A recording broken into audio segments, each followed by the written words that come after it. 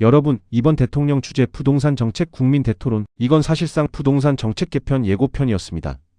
핵심은 딱 하나입니다. 내가 사는 집은 봐주고 안 살면서 들고 있는 집은 더 세게 보겠다는 신호를 공개적으로 던진 겁니다. 실거주와 투자 보유를 이제 같은 잣대로 보지 않겠다는 겁니다.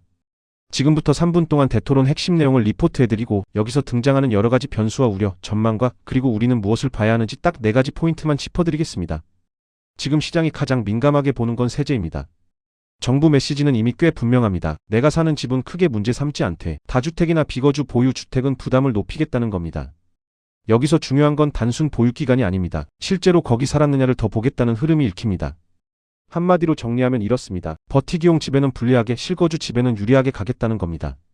그런데 여기서 끝이 아닙니다. 전문가들이 가장 강하게 경고한 포인트가 있습니다. 세금을 세게 건드리면 집값이 바로 잡히는 게 아니라 오히려 팔지도 못하고 안 팔지도 못하는 시장이 될 수 있다는 겁니다. 보유세 부담이 커지고 양도세 부담도 크면 집주인은 매물을 내놓기보다 그냥 버틸 가능성이 높습니다. 그리고 그 과정에서 전세를 월세로 돌리거나 임대료를 올려 세금 부담을 세입자에게 넘길 수 있습니다. 즉 정부는 집값을 잡겠다고 들어갔는데 현실에서는 전세월세만 더 아플 수도 있다는 얘기입니다. 그럼 지금 한국 부동산 시장은 실제로 어떤 상태일까요? 지금 시장을 폭등이나 폭락으로 보면 틀립니다. 정확히는 서울 핵심지는 버티고 나머지는 갈리는 양극화 시장입니다. 특히 서울은 공급 부족이 너무 강합니다. KB에 따르면 서울 아파트 입주 예정 물량은 크게 줄었고 그 여파로 전세 수요 압박이 커질 수 있습니다. 신축 공급이 줄면 수요는 전세로 몰리고 전세가 오르면 그 전세가가 다시 매매가를 받칩니다.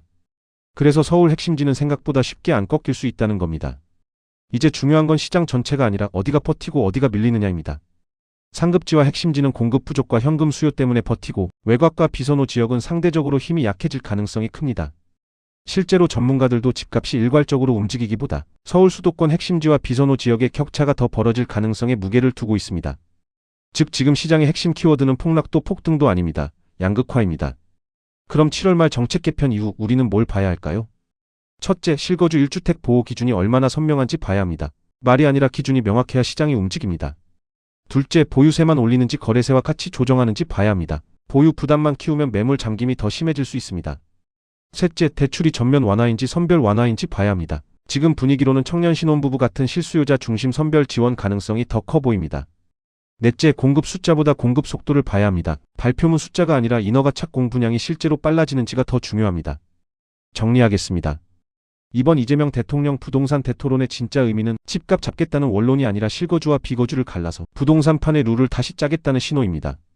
그런데 디테일이 삐끗하면 집값은 못 잡고 매물은 잠기고 전세월세만 더 오르는 최악의 시나리오로 갈 수도 있습니다.